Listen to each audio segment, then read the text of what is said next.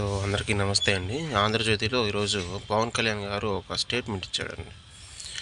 So ఏమంటే ఆ statement, బెదిరింపులు మానండి లేదంటే ఏం చేయాలో తెలుసు, వైసీపీ నేతలకు పవన్ హెచ్చరిక అంట.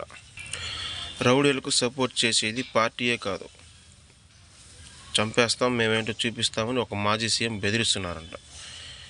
ఇది తప్పుడు సంకేతాలు ఇవ్వడమే. క్రిమినాలిటీ పెరిగిపోతే రాష్ట్రాన్ని బాగు చేయలేరు. జనసేన నేతలు ప్రైవేట్ సెటిల్మెంట్ చేయొద్దు, మన కోసం చొక్కాలు చించుకున్నారు, ఆడపిల్లలు కూడా రోడ్డు మీదకి వచ్చి ఓట్లేశారు. సో అందుకు కృతజ్ఞతగా మనం ప్రజల వైపు నడవలాలి, లేదంటే అందరం తలదించుకోవాల్సి వస్తుంది. పార్టీ పదవుల కంటే జనమే నాకు ముఖ్యమని చెప్పేసి నిన్న ఆయన అన్నారంట. వైసీపీ వాళ్ళు మళ్ళీ అధికారులకు రారు, అధికారులు గమనించాలి. సో సీఎం డిప్యూటీ సీఎం చెప్పారంట. సో పదవులు పొందిన జనసేన నేతలతో పదవి బాధ్యత పేరిట సమావేశం ఉండండి. సో నిన్న జనసేన నేతలకి పదవులు ఇచ్చారు కదా, సో ఆ పదవి బాధ్యతల పేరిట సమావేశం పెట్టారంట. ఆ సమావేశంలో సీరియస్ వార్నింగ్ ఇచ్చారంట వైఎస్ఆర్సీపీ వాళ్ళకి.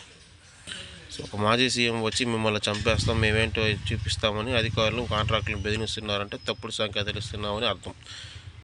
సో శాశ్వతంగా ఇలాంటి మాటలు రాకుండా ఉండాలంటే ఏం చేయాలో నాకు బాగా తెలుసని అన్నారు. వైసీపీ నాయకులు బెదిరించడం మానాలి అని డిప్యూటీ సీఎం పవన్ కళ్యాణ్ హెచ్చరించారంటండి.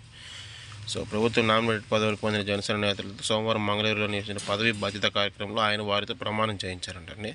సో ఈ సందర్భంగా ఆయన ఒక రకంగా వార్నింగే ఇచ్చారు. సో తప్పు చేసిన వాడిని దెబ్బ కూడా కొట్టకూడదంటే క్రిమినాలిటీ ఎక్కడ అవుతుంది, నేరాలు ఎక్కడ అవుతాయి. జనసేన నాయకులు పదవి బాధ్యతలో భాగంగా పనిచేసే పోలీసులు మద్దతుగా నిలవండి అని ఆయన ఈరోజు సూచించారనమాట. సో పదవి బాధ్యత సమయంలో నేతలుగా జనసేన అని డిప్యూటీ సీఎం కళ్యాణ్ అభివాదం అంటారు.